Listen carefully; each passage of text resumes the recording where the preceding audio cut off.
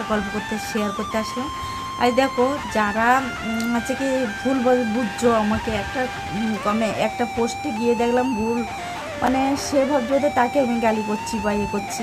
আর আমি সবাইকে গালি করি না, আমাকে নিয়ে যারা ভণ্ডামি করে নোংরামি করতে যায় তাদেরকে বলি। আর আমাকে নিয়ে করছে না, শুধু আমার বরকে নিয়ে করছে। আমার বর সৎ মানুষ আর সাধারণ মানুষ, আর ও কোনো সাথে পাশে থাকে না, খুবই ভদ্র মানুষ।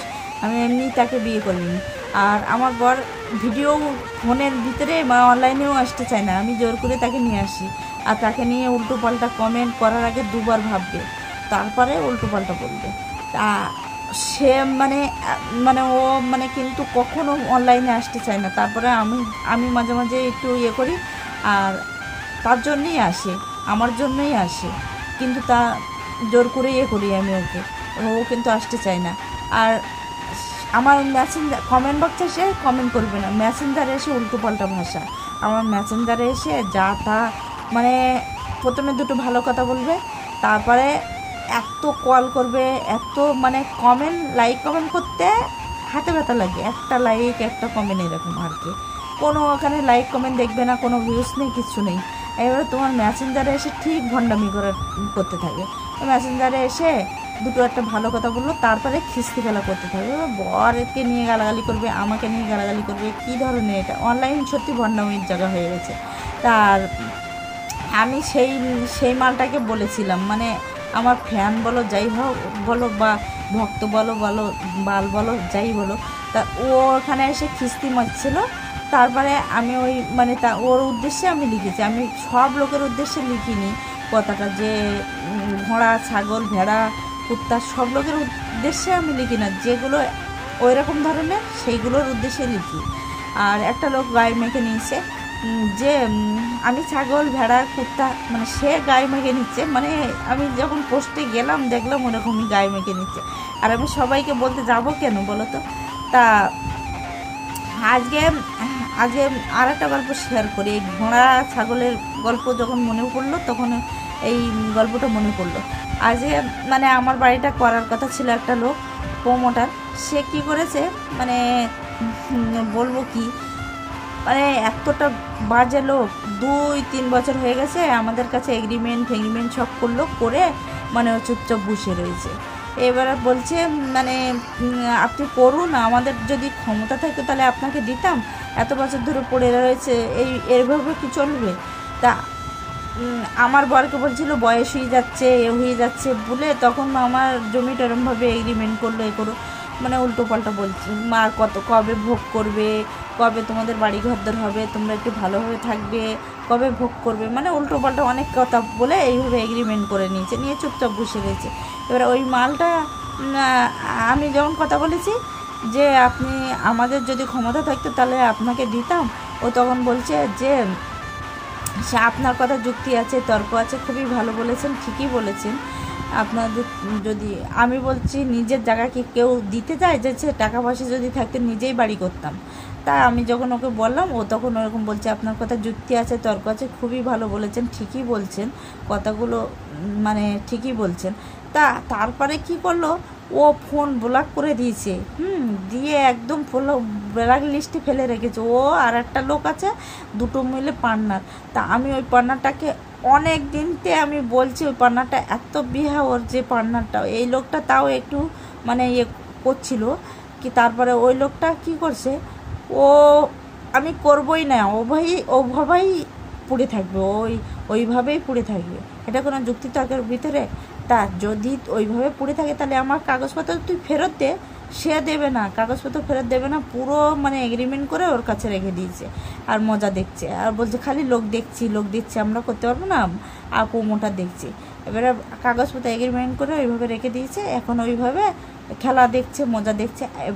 আমার 2 বছর আগে যদি বাড়িটা কমপ্লিট হয় তাহলে তো আমি মানে ভালোভাবে চলতে পারবো। আর এখানে ভাড়া ভুড়ি ভালোই চলে, 5,000 6,000 7,000 টাকা করে ভাড়া। ওই পিছনের বাড়িটা 8,000 টাকা ভাড়া। আমাদের যে মানে বরের ভাইরা 5,000 6,000 টাকা করে ভাড়া, ছোটো একটু বিটকে ঘর। তো এখানে ভাড়া ভুড়ি চলে ভালোই, আমার তো সংসার কোনো কষ্ট হতো না। ওই যদি 2 বছর আগে আমি তো এখানে বসে জায়গায় 30-40 হাজার টাকা করে কামাতে পারতাম। তা ও ওইভাবে আমার সময়টা খেয়ে নিচ্ছে। আমার বর কী করেছে যে ওই মালটার এখানে একটা বড় বিল্ডিং করেছে, 5 তলা না 6 তলা। আবার মাঝে বলছে 6 তলা হলে করব, 6 তলা না, পারমিশন না দিলে করব না, ইডি ঢুকছে, এই ঢুকছে। এবারে বলছি শোনো কথাটা, ইডি যখন ঢুকছে তোকে ধরতে যাবে কেন? তুই যে সেরকম কাজ করেছি নাকি যে তোকে ধরতে যাবে? যারা কাউন্সিলর যারা খেয়ে বসে আছে, অনেক অনেক খেয়েছে, তাদেরকেই ধরবে, তোকে ধরবে কেন? তুই যদি সেরকম কাজ না করিস। বলছে ইডি ঢুকছে, মানে কি বিয়াদবতালি, বুঝেছো? ইডি ঢুকছে, এই ঢুকছে, এরকম ভয় দেখাচ্ছে। এবারে ইডি ঢুকছে, আমাদের ধরবে কেন, তোকে ধরবে কেন? তুই যে সেরকম ভদ্র, মানে যদি বাজে লোক হোস তাহলে তোকে ধরবে, সেরকম কাজ করে রেখেছিস হয়তো। তা আমার বর যে কী করেছে, এখানে একটা বড় বিল্ডিং আছে, 5 তলা বিল্ডিং ও করছে। আমার বর কী করেছে, ঘুরে গেছে, গিয়ে ওই একটা ছেলে, মানে পার্টির একটা ছেলে ওর সঙ্গে মানে মাল ফাল ফেলেছে বিল্ডিংয়ে। তো ও দাঁড়িয়েছিল, ওর সামনে গিয়ে বলছে এই সিটিং বাস, ওই লোকটাকেই বলেছে, প্রমোটারটাকে বলছে এই সিটিং বাস। তা ওর সেই ছেলেটার নাম বিপ্লব। তা ও বলছে তুমি কাকে বলছো গো? বলছে এই যে সিটিং বাস দাঁড়িয়ে আছে। এবার যেই বলেছে সঙ্গে সঙ্গে গাড়িতে গিয়ে উঠেছে, ওর প্রাইভেট গাড়ি নিয়ে এসেছিলো, সাইডে এসেছিলো, এবার সঙ্গে সঙ্গে গাড়িতে উঠে চলে গেছে। এবার ছেলেটা বলছে, ছেলেটাকে পরে ফোন করেছে, বলছে তোকে কিন্তু বলিনি, তুই যেন মনে করিস না যে তোকে বলেছি। তা এরকম ভুল বোঝাবুঝি মানুষের হয়। তা ও বলছে সে আমি বুঝেছি, বলছে আমাকে প্রমোটার দেখতে বলছে। তা বলছে ছিটিং বাস, পুরো ছিটিং বাস, আর এরকমভাবেই রেখে দিয়েছে, ওরকমভাবে। আর আমরা নরম মানুষ, আমার বড় সাদাসিধে মানুষ, যার জন্য এরকম।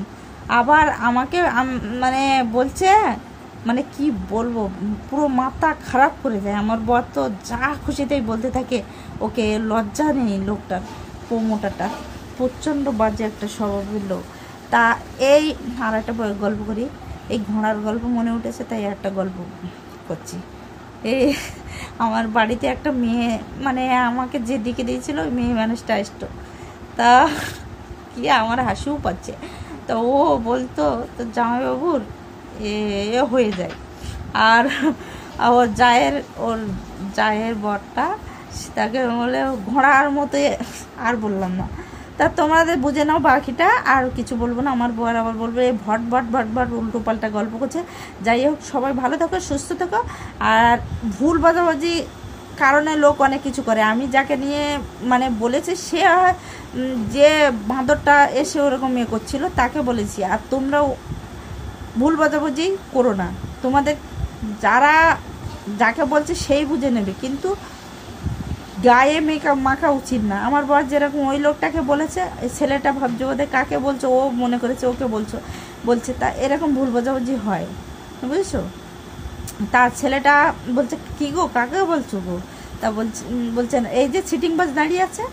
তা ওই রকম ভুল বোঝাবুঝি, সে হয়তো ভাবছে আমাকে বলছে নাকি। তা এরকম ভুল বোঝাবুঝি কেউ করো না। যেগুলো বাঁদর, উল্টো পাল্টা বাজে লোক, আমি বলছি না ম্যাসেঞ্জারে ভালো কথা বলছে, তারপর আমি দুটো বাজে কথা বললাম, আর আমার বাবাকে নিয়ে গালাগালি করছে, আমাকে নিয়ে গালাগালি করছে, আমার বরকে নিয়ে উল্টো পাল্টা বলছে। তাহলে আমার রাগটা হবে না কেন? আমি ওকে বাঁদর, কুকুর, কুত্তা, ভেড়া, ছাগল কেন বলবো না, বলো তো? আমার বরকে নিয়ে টানবি কেন? আমার বর কি মানে অনলাইনে এসে ভণ্ডামি করে নাকি যে আমার বরকে টানতে হচ্ছে? আমি অনলাইনে আসি, আমি হচ্ছে কি এতদিন পর্যন্ত কষ্ট করেছি, তার জন্য আমি অনলাইনে থাকি। আমি তো ভণ্ডামির জন্য অনলাইনে থাকি না। আর আমার বরকে নিয়ে টানার কি আছে এখানে? উল্টো পাল্টা লোক এরকমই করে। আমার বরকে নিয়ে আমি মাঝে মাঝে ভিডিও করি, ও আসতে চায় না, কিন্তু তারপরে ও নিয়ে আসি, মানে একটু মানে মাঝে মাঝে আসতেই হয়, তাই আমিও একটু ক্যামেরায় নিয়ে আসি। নাহলে আমার বর এসব পছন্দই করে না। আমার বরকে নিয়ে বলার আগে 10 বার ভাববে, বুঝেছো? আর আমার বরকে নিয়ে টানাটানি করবে না, আমি কিন্তু ছেড়ে কথা বলবো না। তা যারা বরকে নিয়ে উল্টোপাল্টা বলছো, কিছু বলার নেই, আর ছেড়ে কথা বলবো না, বুঝেছো? আমি কিন্তু প্রতিবাদ করবো। Bye, tata.